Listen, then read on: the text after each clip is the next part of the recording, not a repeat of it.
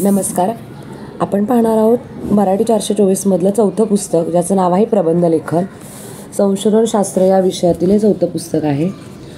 तर हे अभ्यासक्रमातील शेवटचं पुस्तक. यामध्ये संशोधन झाल्यानंतर जो प्रबंध लिहिला जातो, त्याच्या लेखनाची पूर्वतयारी कशी असते, त्या प्रबंधाचे अंतरंग काय असतात, प्रबंधाची भाषाशैली कशी असते, सूची कशी असते आणि प्रबंधाची मांडणी कशी केली जाते, हे आपल्याला या पुस्तकाच्या आधारे पाहायचं आहे.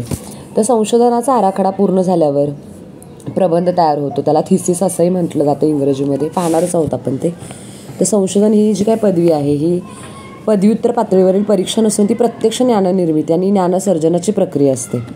ही प्रक्रिया 6 महिन्याच्या अभ्यासात पूर्ण होत नसते, तर त्यासाठी भूतकाळातील, वर्तमान काळातील ज्ञानार्जनातून स्वयंसिद्ध वाट शोधायची असते. जुन्या गोष्टींबाबत नवनवीन माहिती पुढे येते आणि म्हणूनच संशोधन शास्त्रशुद्ध आणि पुराव्यानिशी करण्याची जबाबदारी त्याकरिता वाढलेली असते.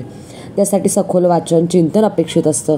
आंतरविद्याशाखीय वाचन, लोकसंस्कृतीचा परिचय, यामुळे संशोधनाची खोली वाढते आणि चांगल्या समाजाच्या निर्मितीसाठी संशोधन प्रक्रिया फार आवश्यक ठरते. तर ज्ञाननिर्मितीची प्रक्रिया आहे. यामध्ये आपल्याला स्मरण कक्षेच्या पलीकडे जाऊन सगळ्या गोष्टींचा अभ्यास करावा लागतो, विश्लेषण करावं लागतं आणि मग प्रबंधलेख तयार होत असतो. तर संशोधन करावयाचे निश्चित झाल्यानंतर आणि संशोधनासाठी नावनोंदणी केल्यानंतर काही उत्तम प्रबंधांचे वाचन करून संशोधनाच्या आंतर आणि बाह्य शिस्तीचा परिचय करून घ्यावा लागतो. आपण अंगीकारलेलं काम तडीस नेण्यासाठी त्या दृष्टीनं प्रयत्न करणं गरजेचं असतं.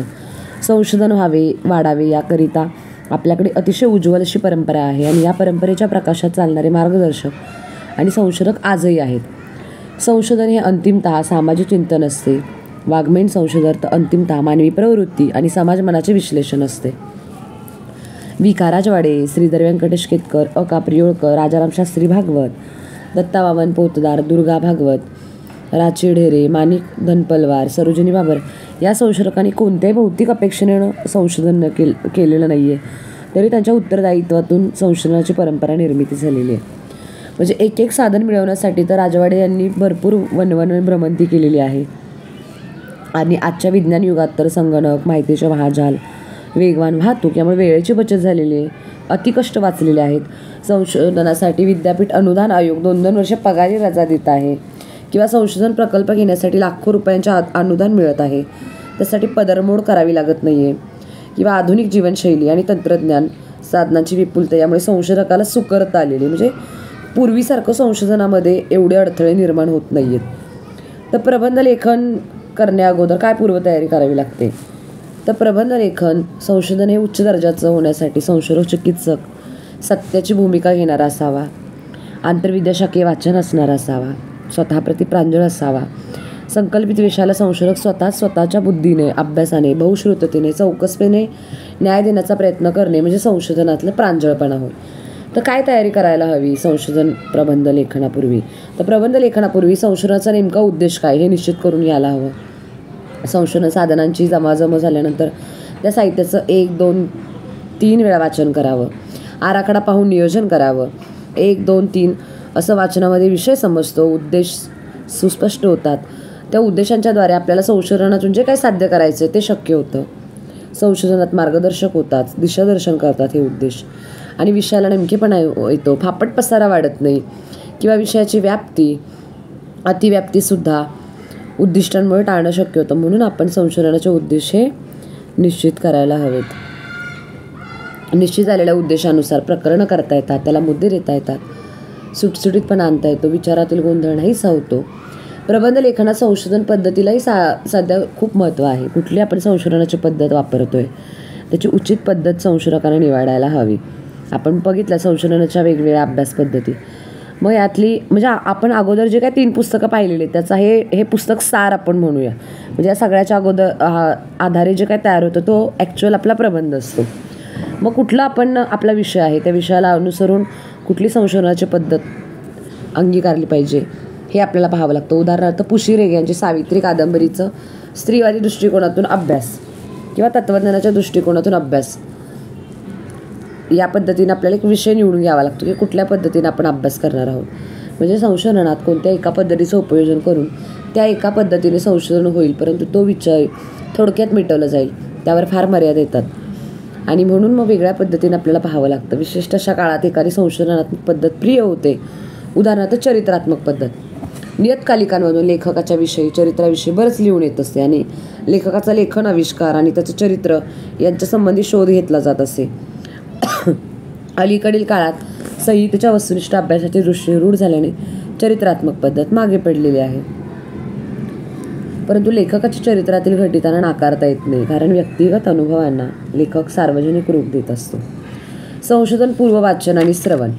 वाचन हा एक कळीचा मुद्दा आहे आणि प्रामुख्याने संशोधन क्षेत्रामध्ये विशेषतः वाङ्मयीन संशोधन करताना केवळ बुद्धिमत्ता असून चालत नसते, तर त्याकरिता जाणीवपूर्वक केलेले अवांतर वाचन महत्त्वाचे ठरते. चौकसपणा, बहुश्रुतता, स्वैर वाचन असावं लागतं. संशोधनामध्ये प्रत्येक वेळी ग्रांथिक पुरावा उपयोगी पडत असं नाही. परंपरेत काही गोष्टी चालत आलेल्या असतात. मिथक असेल, रूढी, लोकसमजुती साहित्यात आलेल्या असतात. लोककथा गीतं, लोकसमजुती, ऐतिहासिक पौराणिक गोष्टी असतील, ह्या परंपरेचा एक वारसा असतो आणि या गोष्टी लहानपणी कळत नकळत आपण श्रवण केलेल्या असतात आणि या श्रवणाचा संशोधनामध्ये उपयोग करून उकल करणं शक्य होतं. तेव्हा वाचना इतकं श्रवणासही महत्त्व दिलं जातं. लोकजीवनातील ज्या काही लोकसमजुती असतात त्याच्या अतिप्रगत तंत्रज्ञानाच्या युगातही टिकून स्थिर आहेत. आजही मानवी संस्कृतीमध्ये त्यांचे स्थान अनन्य आहे आणि म्हणून या गोष्टींकडे काळजीपूर्वक लक्ष द्यावं लागतं. सरोजिनी बाबर व इतरांनी केलेले लोकसाहित्याचे संकलन वाचावी लागतात. सणवार, सुगी या काळात ते कानावर बरंच येतं, ते ऐकावं. म्हणजे आपणच बहुश्रुत होतो. उखाणं, जात्यावरील ओव्या असतील, या सगळ्या गोष्टींचा उपयोग करून घ्यायला हवा. इथं बरीचशी उदाहरण दिलं, जसं की अरुण कोलटकरांच्या कविता या संग्रहातील आडगावच्या हॉटेलात या कवितेमध्ये उखाण्यातील लय आंतरलयीच्या रूपात फार छान झालेली आहे. त्याच्यामध्ये कादंबरीतील लोकवाङ्मयातील परंपरेतील अनेक समजुती आलेल्या दिसून येतात. भास्कर चंदनशी यांची उंबरफुल नावाची जी काही कथा आहे किंवा राजन गवस यांची एक होता कावळा ही कथा आहे, यामध्ये वेगवेगळ्या लोकसमजुती आलेल्या आहेत आणि मग श्रवणाच्या आधारे लोकजीवनातील समजुतींमधील अर्थसौंदर्य हे उलगडवून दाखवता येतं. की काही लोक समजू, जसं की गरोदर महिलेने पपई खाल्ली की गर्भपात होतो किंवा उमराचे फूल दिसत नाही पण कथेत तर थेट फळच आलेलं दिसतं. म्हणजे लोकसमजुतींमध्ये गरोदरपणात पपई खाऊ नये, ती उष्ण असते, खाल्ल्यास गर्भपात होतो असं म्हटलं जातं. आणि ही लोकसमजूत दिवस गेलेल्या त्या अविवाहित मुलीला माहीत आहे म्हणून ती कच्ची पपई चुलीतल्या राखेत ठेवून खाते. हे कथेतील काही भाग दिलेला आहे की कशा लोकसमजुती त्या ठिकाणी आलेल्या असतात. आता या लोकसमजुतीच्या प्रामुख्याने ते उकल करून सांगितल्या जातात. कुतूहल शोधण्याचा, अट्टहासपूर्वक पाहण्याचा प्रयत्न केला जातो आणि मग संशोधनामध्ये अधिकची भर पडते. त्याच्यामध्ये चिकित्सा, विश्लेषणाला महत्त्व दिलं जातं. बारीक नजरेने सतत शोध घेत राहिलं की हात लांब पोहोचतात. सतत कुतूहल, नवनवीन जाणून घेण्याची जिज्ञासा जागृत होते आणि निरीक्षणाची क्षमता वाढते. आपलं संशोधनपूर्व वाचन किंवा 2-4 वर्ष स्वैर आणि मुक्त असावं. असं म्हटलं तरी आपल्या आवडीचे एखादे क्षेत्र किंवा एखादा वाङ्मय प्रकार निवडून करावा. त्याने चिंतनाला ठामपणा येतो. एका क्षेत्राचे सखोल वाचन केल्याने सूक्ष्मतेकडे जाण्यासाठी मदत होते आणि संशोधनपूर्व काळात वाचन सराव नसेल तर शोधप्रबंधामध्ये कथानकाची केवळ चर्चा होत असते. त्यामुळे वाचनाला फार महत्त्व येतं. संज्ञा संकल्पनांची सुस्पष्टता असावी. संशोधन नीटनेटकं नेमक्या शब्दात मांडता आलं पाहिजे. परिभाषा विकसित झालेली असली पाहिजे. योग्य त्या संज्ञा संकल्पनाचा उपयोग केला पाहिजे. विश्लेषणामध्ये नेमकेपणा असला हवा. संज्ञा ही नामाभिधान आहे. जगातील यच्च यावत जीवमात्रांना वस्तूंना संज्ञे म्हणून संबोधलं जातं. साहित्य एक संज्ञा आहे. कथा, कविता, कादंबरी, नाटक या प्रकारांकडे आपण संज्ञा म्हणून किंवा संकल्पना अशा दोन्ही अर्थानं पाहतो. कादंबरी ही संज्ञा झाली तर कादंबरी ही संज्ञा उच्चारतो तेव्हा कादंबरी या संज्ञेमागे संकल्पना असते. पण महाकाव्य, खंडकाव्य, सर्गबद्ध काव्य, दीर्घकाव्य, स्फुटकाव्य एवढंच काय तर काव्याचे इतर प्रकारही संकल्पनाच ठरतात.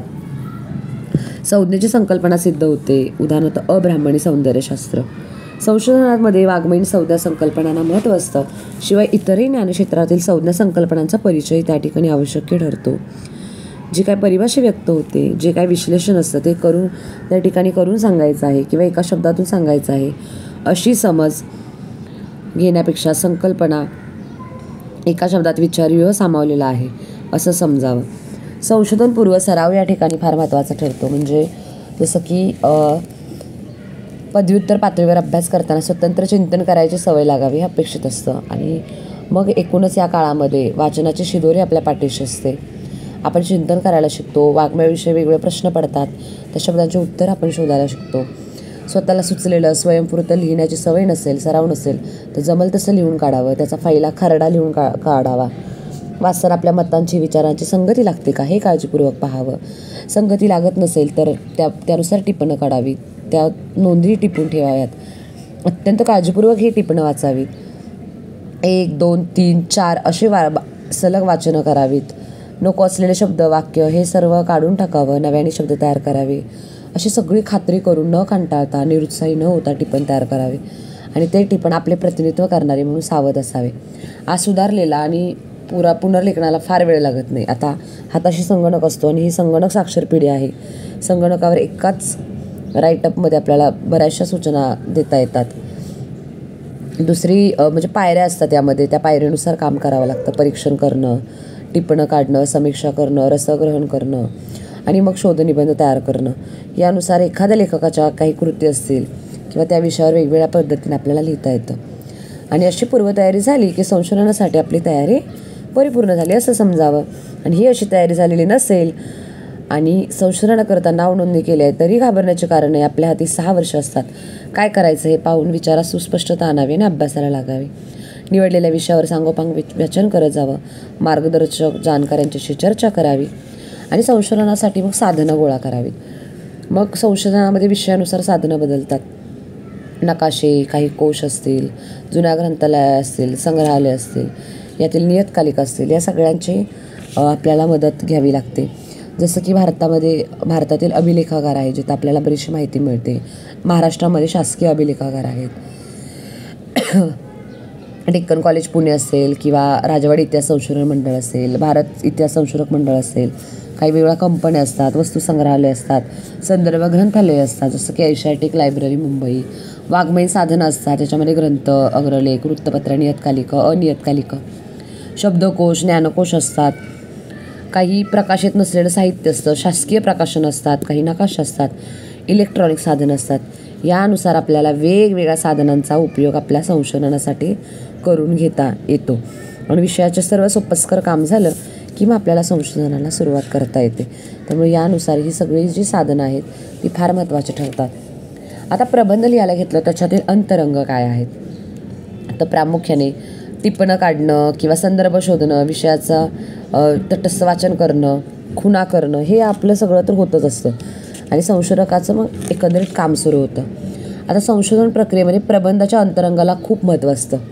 संशोधनामध्ये येणाऱ्या संज्ञा संकल्पनांची योग्य माहिती असावी हे जसं महत्त्वाचं आहे तसं संशोधन प्रक्रियेमध्ये जिज्ञासा, शंका यांनाही तितकंच महत्त्व असतं. शिवाय वाङ्मयीन परंपरेसह त्या वाङ्मयीन परंपरेच्या संस्कृतीचं, व्यवहार भाषेचं समजसुद्धा महत्त्वाचे ठरते. संशोधनामध्ये संकल्पनेला महत्त्व असतं. ज्ञानक्षेत्राच्या वाढीबरोबर संकल्पनांचाही विस्तार या ठिकाणी होत असतो. संकल्पना ही पारिभाषिक संज्ञा आहे. शोधनिबंध, प्रदीर्घ निबंध, प्रबंधिका, प्रबंध या संकल्पनांना शोधनिबंध ही सोयीची संज्ञा उपयोजलेली आहे. तर आपल्याला यामध्ये संशोधनामध्ये एकूण वेगवेगळे घटक कसे येतात, म्हणजे शोधनिबंध कशाला म्हणायचं किंवा लघुप्रबंध, प्रबंध कशाला म्हणायचं, याचा परिचय आपल्याला या ठिकाणी करून घ्यायचा आहे. तर प्रामुख्याने शोधनिबंध याला स्कॉलरली आर्टिकल असं देखील म्हटलं जातं.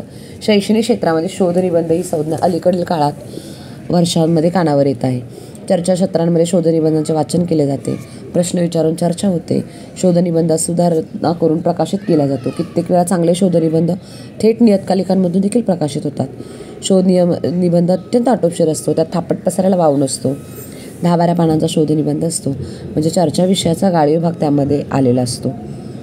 लेख म्हणजे शोधनिबंध नव्हे तर त्याच्यामध्ये वैचारिकता असली पाहिजे, मांडणी, तर्कसंगत मांडणी असली पाहिजे, शब्दकलेची, शैलीची चुणूक असली पाहिजे, चिकित्सा असली पाहिजे. आणखी गोष्ट एक लक्षात घेतली पाहिजे ती म्हणजे समीक्षा म्हणजे सुद्धा शोधनिबंध नाही आहे. तर लेख हा सर्वसाधारण माहितीपर असतो, परंतु शोधनिबंधाला अलंकारिक भाषा वर्ज्य असते. शोधनिबंध आणि लेख यातला फरक लक्षात घ्यायला हवा. त्यानंतर दीर्घ निबंध, मोनोग्राफ किंवा व्याप्तिलेख. दीर्घ किंवा प्रदीर्घ निबंधाला व्याप्तिलेखही म्हणतात. व्याप्तिलेखाच्या काही अपेक्षा असतात. समाज जीवनामध्ये महत्त्वपूर्ण भर घालणाऱ्या व्यक्ती, कलावंत, साहित्यिक किंवा संस्था वा कोणत्याही विषयाचा सविस्तर आणि व्यापक क्षेत्रामध्ये सर्वांगीण परिचय होण्याच्या दृष्टीने हा निबंध व्याप्तिलेख लिहिलेला असतो. व्याप्तिलेखाच्या काही अपेक्षा असतात. एखादा विषय व्यापक परिघापर्यंत व सोप्या भाषेत पोचावा हा मुख्य उद्देश ठेवून व्याप्तिलेख लिहिला जातो. त्यामुळे मोठा आणि सर्वसामान्य वाचक वर्ग डोळ्यांसमोर असतो आणि त्यांना समजेल अशा भाषाशैलीची अपेक्षा यामध्ये केलेली असते. व्याप्तिलेखाचा मूळ उद्देश काय असतो? तो शोध घेणे. आणि जरी हा उद्देश असला तरी सर्वसामान्यांना कळावा हा देखील अंतिम उद्देश असतो. Sahitya Akademi New Delhi, National Book Trust New Delhi, भाषा संचालनालय मुंबई, साधना ट्रस्ट पुणे, कुसुमाग्रज प्रतिष्ठान नाशिक यांसारखी प्रतिष्ठित संस्था ज्या आहे ते व्याप्तिलेखन लिहून घेत असतात. दीर्घ निबंध देखील याला म्हटलं जातं. व्याप्तिलेखात शोध निबंधच असतो आणि तो वाचनीय दृष्टीने त्याच्यावर संस्कार झालेले असतात. त्यानंतर लघुप्रबंध किंवा प्रबंधिका. लघुप्रबंध किंवा प्रबंधिका या संकल्पना विद्यापीठ क्षेत्रामध्ये ऐकायला मिळतात. एम.फिल, पदव्युत्तर आणि व्यावसायिक पदवी पातळी, मुक्त विद्यापीठांच्या पदवी परीक्षांसाठी लघुप्रबंध लिहावे लागतात. लघुप्रबंधाची व्याप्ती मर्यादित असते, पण त्यात सखोल संशोधनाची अपेक्षा असते. लांबीपेक्षा खोलीला महत्त्व असते. समस्येचा बारकाईने शोध घेतलेला असतो. प्रबंध, ज्याला आपण थिसिस असं म्हणतो. लघुप्रबंधाची पुढची पायरी असते. प्रामुख्याने प्रबंध लेखन म्हणजे काय? तर स्वतंत्रपणे केलेले नवीन तथ्य संशोधन किंवा तथ्यांचे नवे आकलन, नवी संगती लावणं, तथ्यांचे पुनर्मूल्यांकन करणे होय. प्रबंध लेखनामुळे ज्ञानविश्वात नवीन भर पडते. प्रबंधिका आणि प्रबंध या संज्ञा विद्यापीठे संशोधनामध्ये महत्त्वाच्या ठरतात. ज्ञानाच्या क्षेत्रात उच्च दर्जाचे संशोधक निर्माण व्हावे ते आजमावून पाहण्याची जबाबदारी, सामाजिक उत्तरदायित्व विद्यापीठे स्वीकारतात. त्यासाठी एम.फिल, पी.एच.डी अशा संशोधनात्मक पदवी परीक्षा घेतल्या जातात. प्रबंधिका ही प्रबंधापेक्षा जाडीने लहान म्हणजे कमी पृष्ठसंख्येची असते. इतकंच काय तो फरक या दोघांमध्ये असतो. पी.एच.डी करिता व्याकरणावरचा किंवा भाषिक अभ्यासाचा विषय असल्यास प्रबंध 100-125 पृष्ठातही आटोपशीर होतो. म्हणजे विषयानुसार त्याची संख्या कमी जास्त होते. कधी कधी आटोपशीर प्रबंध कमी पृष्ठात म्हणजे 250-300 पृष्ठात जरी झाला असला तरी विचलित होण्याचं कारण नसतं. प्रबंधिका आणि प्रबंध या दोन्हींची संशोधन प्रक्रिया ह्या सारख्याच असतात. खंडन मंडन, चिकित्सा, विश्लेषण, संदर्भ, तळटीपा, परिशिष्ट, संदर्भ सूची, विषय सूची या सगळ्या गोष्टी यामध्ये येत असतात. प्रबंध किंवा प्रदीर्घ निबंध. निबंध हा प्रामुख्याने 25 ते 30 पृष्ठांचा असतो. प्रदीर्घ निबंध हा 40 ते 90 पृष्ठांचा. प्रबंधिका या सुमारे 100 ते 200 पृष्ठ आणि प्रबंध सुमारे 200 ते 300 पृष्ठ असा त्याचा एक अंदाज आपल्याला सांगता येऊ शकतो. महाप्रबंध किंवा विवेचक ग्रंथ. दीर्घकालीन संशोधन अभ्यासाला दिशा देणाऱ्या तात्विक सैद्धांतिक विचारव्यूहांना महाप्रबंध म्हटलं जातं. उदाहरणार्थ मार्क्सवाद, फ्रॉइडवाद, देशीवाद असे वाद संशोधनामध्ये आलेले आहेत. संशोधन प्रकल्प, ज्याला रिसर्च प्रोजेक्ट असं म्हटलं जातं, व्यापक स्वरूपाच्या व्यक्तिगत अथवा सामुदायिक अभ्यासाला दीर्घकालीन संदर्भ शोध, क्षेत्रीय सर्वेक्षणावर आधारलेला तपशीलवार अभ्यास असं संशोधन प्रकल्पाचे स्वरूप असते. उदाहरणार्थ डॉक्टर गणेश देवी यांचा भारतीय भाषा सर्वेक्षण हा संशोधन प्रकल्प. या प्रकल्पामध्ये दीर्घकालीन चिंतन, संशोधन, अनेक प्रकारचे निरीक्षणं, संकलनं, निष्कर्ष यांचे फलित आलेलं दिसतं. UGC, ICSSR किंवा NCERT, महाराष्ट्र साहित्य संस्कृती महामंडळ यांसारख्या संस्था संशोधन प्रकल्पास अर्थसहाय्य करताना दिसतात. शंकेचा शोध किंवा संशोधन प्रक्रियेची प्रायोगिकता. काही बऱ्या वाईट गोष्टींची सुरुवात शंकेतून होते आणि म्हणूनच शंका ही शोधाची जननी असते असं म्हटलं जातं. आपण एक उदाहरण घेऊया. थोर शास्त्रज्ञ डॉक्टर आनंद कर्वे यांनी करडई या तेलबिया पिकाचे संकरित वाण तयार केले, पण त्यांनी शोध लावला वेगळ्याच गोष्टीचा. करडईचं संकलन करण्यासाठी फुलाचे फलीकरण सूर्योदयापूर्वी करायचे, म्हणजे ते शेतात करडईच्या झुडपाशी ते बसतात आणि उठताना त्यांच्या लक्षात येऊ लागलं की पॅन्ट चिखलानं भरलेली आहे. त्यांना शंका आली म्हणून काही मोठ्या ताटानं प्लॅस्टिकच्या पिशव्या बांधल्या. दुसऱ्या दिवशी सकाळी त्या पिशवीत पाणी भरले. थोड्याशा अभ्यासाने कर्व्यांच्या लक्षात आलं की करडई सोटमूळ वर्गातील वनस्पती आहे आणि ही वनस्पती खोलातून पाणी शोषून घेऊन रात्री त्या पाण्याचे उत्सर्जन करते आणि म्हणून जमिनीच्या वरच्या थरातील आवश्यकते ती क्षार घेते आणि रात्री पाण्याचे बाष्पीभवन होत नसल्याने रात्रभर करडई आवश्यक अन्न घटक जमिनीच्या वरच्या स्तरातून पाण्याबरोबर शोषून घेते. आणि अशा प्रकारे वेगळा शोध डॉक्टर आनंद कर्वे यांनी लावला. वाङ्मयाच्या संशोधनात देखील शंकेला स्थान आहे. लोकसमजुती, काही लोकरूढींच्या अभ्यासात शंकेला महत्त्वाचं स्थान आहे आणि या शंकेच्या आधारे वाङ्मयातील लोकसमजुतींचा शोध घेता येतो. थंडी म्हणजे जास्त दाबाचे प्रमाण तितकेच अधिक, हवेत आर्द्रतेचे प्रमाण अधिक आणि मग जोंधळ्याचं कशा पद्धतीनं वाढतो, जोंधळा कसा वाढतो, म्हणजे हे निष्कर्षामधून किंवा शंकेमधून बराचसा शोध झालेला दिसून येतो. ही उदाहरणं या ठिकाणी दिलेली आहेत. पृथ्वीचं प्रेमगीत ही कविता असेल आपली कुसुमाग्रज यांची, किंवा भास्कर हे विशेष नाम कसं आलेलं आहे तर भास्कर हे तेजस्वी, प्रकाशणारा म्हणजे स्वयंभू, स्वयंप्रज्ञ, म्हणजे कुठलाही शब्द असेल त्याच्यावर शंका उपस्थित करून किंवा त्या विषयावर शंका उपस्थित करून आपल्याला त्याचा शोध घेता येतो. त्यामुळं संशोधन प्रक्रियेची प्रायोगिकता ही शंकेच्या शोधातून तयार होते. त्यानंतर संशोधन आराखडा तयार करताना अभ्युपगम किंवा हायपोथिसिस ज्याला आपण म्हणतो, गृहीतकं, हे आपण मांडत असतो. विषय निश्चित झाल्यावर पूर्वाभ्यास झाला की आपण निवडलेल्या विषयाच्या अनुषंगाने काही एक मनात गृहीत धरतो आणि त्यानुसार आपण काम करत असतो, ज्याला अनुमान, परिकल्पना, उपकल्पना, गृहीत कृत्य, अभ्युपगम असे वेगवेगळे शब्द आहेत. इंग्रजी त्याला हायपोथिसिस म्हटलं जातं. आणि मग एक आपण गृहीतक मानून पुढे जात असतो. कधी कधी आपलं ते गृहीतक खरंही ठरू शकतो किंवा कधी कधी ते आपलं चुकीचंही ठरू शकतो. परंतु गृहीत कल्पना म्हणजे काय, तर पूर्व अभ्यासाच्या आधारे गृहीत धरलेले अनुमान होय. याला संशोधनाच्या वाटचालीमध्ये अत्यंत महत्त्व असतं. त्याला वेगवेगळे प्रयोग त्यामध्ये केलेले असतात, जसं की भिचकी वही म्हणजे स्त्रीच्या दुःखाचं महाकाव्य, अरुण कोलटकरांच्या कवितेचं नाव आहे भिचकी वही. यामध्ये गृहीत कल्पना सुरुवातीला मनाशी धरलेल्या असतात. किंवा उदाहरणार्थ शाळा ही मिलिंद बोकील यांची कादंबरी शालेय मुलांच्या नाजूक भावविश्वाचं दर्शन घडवते.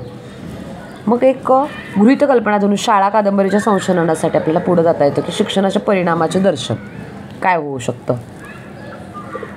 म्हणजे थोडक्यात काय, तर संशोधनाच्या पूर्वतयारीमध्ये मूळ संहितांच्या वाचनानंतर विषयाची गृहीत कल्पना निश्चित करता आली पाहिजे आणि त्या कल्पनेचा चिकित्सक शोध घेणं सुलभ होतं.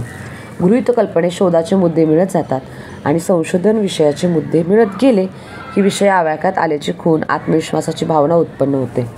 आणि यामुळे संशोधनामध्ये मन ताजतवानं उत्सुक असेल आणि विषयाप्रती आश्वासक भावना उत्पन्न होत असेल तर उत्तम प्रकारे आपल्याला शोधनिबंध तयार करता येतो. आता पुढचा मुद्दा आहे की प्रबंध लेखन प्रक्रियेतील टप्पे काय आहेत. आता प्रबंधिका किंवा प्रबंध लिहायचा असतो तेव्हा छोटेखानी शोधनिबंध इतकं सोपं काम राहत नाही. त्यासाठी स्वतंत्र विचार करावा लागतो, साहित्य साधनांचा शोध घ्यावा लागतो, त्याचं वाचन करावं लागतं. त्या वाचनातून उमटलेल्या प्रक्रिया नोंदवून ठेवावे लागतात. तात्विक ग्रंथ असतील, विषयावरील संदर्भ ग्रंथ असतील, नियतकालिक असतील, वृत्तपत्र असतील, परीक्षण असतील, समीक्षा असेल, या सगळ्यांचा शोध घेणं अपरिहार्य होतं. आणि मग चिंतनातून काही एक शोध घेत अंतिम निष्कर्षापर्यंत जाता येतं. पण हे इतकं सुलभ आणि सुकर नसतं. अनेक कच्चे खरडे तयार होतात, तर्कसंगती लागत नाही, पाठपुरावा होत नाही, मतांतर जाणून घेतलेले नसतात, पुनर्लेखन करावं लागतं, लेखन भाषेचा अभाव असतो, वस्तुनिष्ठतेचा अभाव असतो, संदर्भांची, अवतरणांची, मूळ विधानांची पुन्हा पुन्हा पाहणी करावी लागते. अत्यावश्यक त्या मूळ गोष्टी हाताशी स्वतंत्रपणे असलेल्या किंवा हितकारक असतात. पुन्हा खरडे नव्याने करताना त्या साऱ्या गोष्टीची पाहणी करावी लागते. संशोधकाकडे नोंदी कशा असाव्यात, संदर्भ कसे नोंदवून घ्यावेत, अवतरणे कशी काढावीत आणि आपल्या प्रतिक्रिया, मतं किंवा कसे कोठे लिहावे, या संशोधनाचे मूल्यवर्धन करणाऱ्या गोष्टी नाहीत. परंतु या गोष्टी संशोधकाचं मानसिक संतुलन टिकवून ठेवणाऱ्या आहेत. त्यानुसार आपल्याला पालन करावं लागतं. संशोधन प्रक्रियेच्या टप्प्यांना संशोधन शब्दबद्ध करताना महत्त्व येतं. संशोधन कोणत्या पद्धतीमध्ये मांडत जावे हा विचार करण्यापूर्वी संशोधन कोणत्या प्रकाराने केल्यास सुलभ होईल हा विचार देखील करावा लागतो. मग त्यासाठी संदर्भ शोध आणि नोंदी घ्याव्या लागतात. संशोधन कार्यामध्ये नोंदींना आणि संदर्भांना फार महत्त्व असतं. रेफरन्स नोंदी ठेवण्याच्या दृष्टीने संगणकाला अनन्य महत्त्व आलेलं आहे. संगणकीय नोंदी संगणक हे अत्यंत लोकप्रिय आधुनिक यंत्र आहे. लेखन करण्यापासून ते अनेक प्रकारची माहिती बघण्यापर्यंत किंवा ती माहिती घेण्यापर्यंत संगणकाचा उपयोग होतो.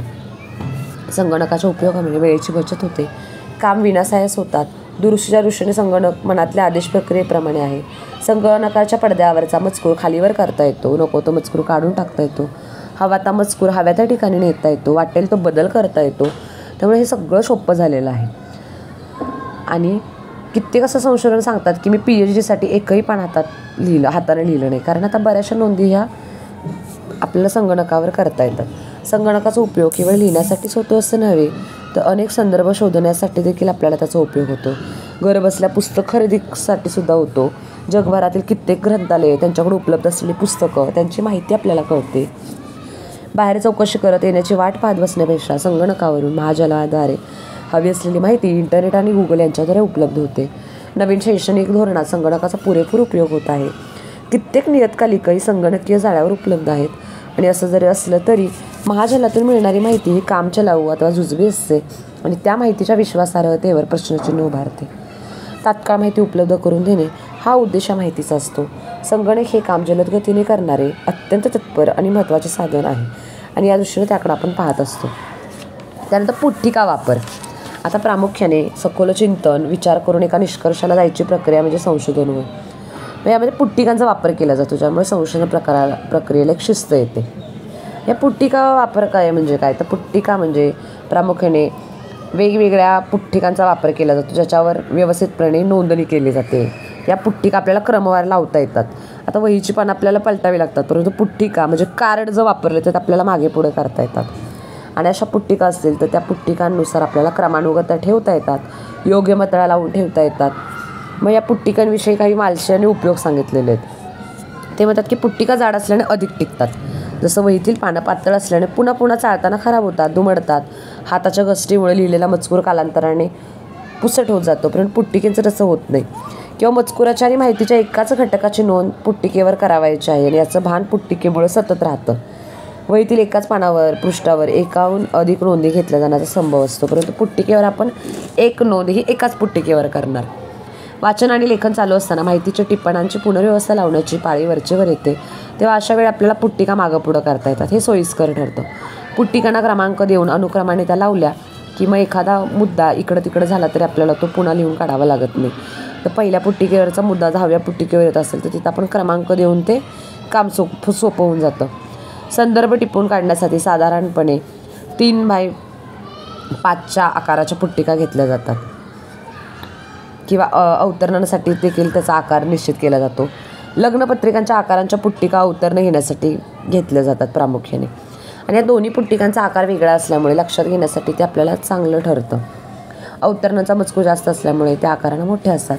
या पुट्टिका रबर बँडने आवळून ठेवाव्यात. आवळ सैलसर असावा, नाही तर पुट्टिका फाटतात. सुताच्या दोरीने बांधलेल्या बऱ्यापैकी टिकतात. म्हणजे विषयाचे वेळोवेळी टिप्पण काढले जात असते आणि वेळेवेळच्या वाचनातून वेगवेगळ्या प्रतिक्रिया उमटत असतात आणि त्या प्रतिक्रियांचा योग्य तो संदर्भ ध्यानात घेऊन त्या नोंदवता येतात. आणि सामान्यतः ही प्रतिक्रिया नोंदविल्यानंतर कोणत्या प्रकरणात ती येईल हे पाहूनच मग आपल्याला ती नोंद ठेवावी लागते. तर ते विषय विस्तार आणि विषय सूत्राची मांडणी. आता विषय विस्तार म्हणजे काय, तर एकदा विषय निश्चित झाला की अपेक्षित असलेली सर्व संदर्भ साधने मिळाल्यानंतर, अगदी लक्षपूर्वक वाचन केल्यानंतर, वेळोवेळी उमटत गेलेल्या प्रक्रिया नोंदवून झाल्यानंतर आपल्या शोधाच्या दृष्टीने आवश्यक असणारे अवतरण शोधावं लागतं. या संदर्भामध्ये सुरा सुनेकर यांनी काही सूचना दिलेल्या आहेत.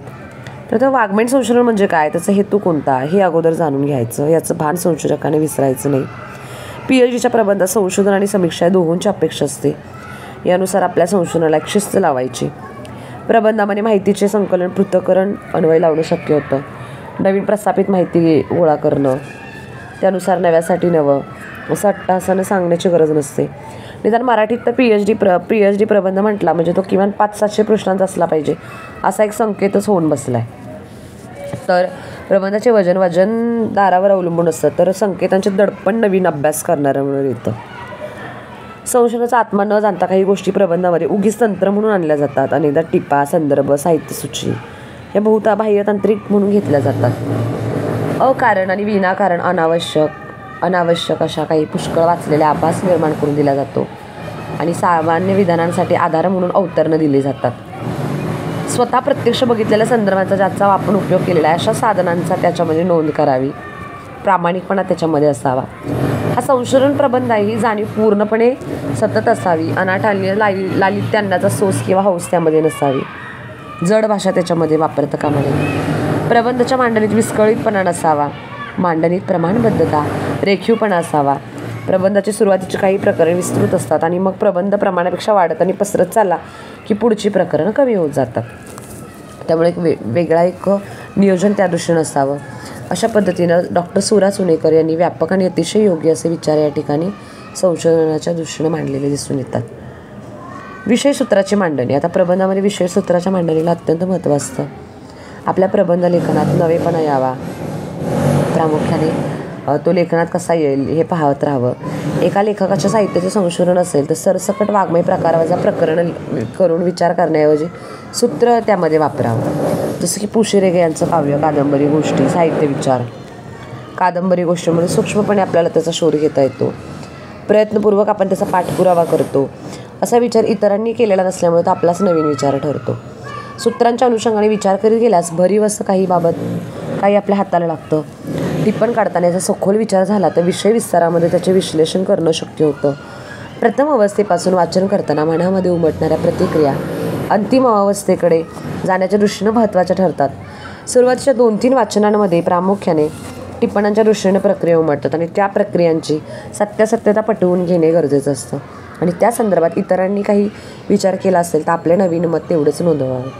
आणि अशा विषयसूत्राचा विचार करत असताना संशोधनासाठी आवश्यक असलेला पसारा डोळ्यांपुढे असा पसरलेला असावा. तो पसारा विचारसूत्रामध्ये येतो. कविता, कादंबरी, गोष्टी यांच्यातील परंपरेच्या खुणा वेचून काढल्या जातात. विषय विस्तार करताना इतरांच्या मतांचा प्रभाव घेऊ नये, नाहीतर संशोधकाला स्वतंत्रपणे विचार स्फुरणार नाहीत. आपल्या विषयाचा अपेक्षित विस्तार ठरवून काय काय करणं शक्य आहे हे पाहावं. विषयाच्या विस्तारात संशोधकाने ग्रंथाचे परीक्षण होणार नाही ही खबरदारी घ्यावी आणि असं संशोधन चाचपणीच्या पातळीवर होतं. विषयाच्या मर्यादा, विषयाची व्याप्ती, काल, कालिकेबद्ध, प्राचीन, मध्ययुगीन, आधुनिक, अभिजात साहित्य, लोकप्रिय साहित्य हे सर्व पाहून विषय विस्ताराचे प्रारूप ठरवावे लागते. त्यानंतर अवतरण आणि विचारांना आधार. संशोधनामध्ये आधारांना महत्त्व असतो. संशोधनातील आधार म्हणजेच अवतरण. अवतरण हे पूरक आणि मजकूर, पानपूरक किंवा पृष्ठसंख्या वाढवणारा भाग नसतो. तर अवतरण हे पूरक विचार, मांडलेल्या विचारांना बळकटी देणारा आधार असतो. अवतरणं 2 प्रकारचे येतात.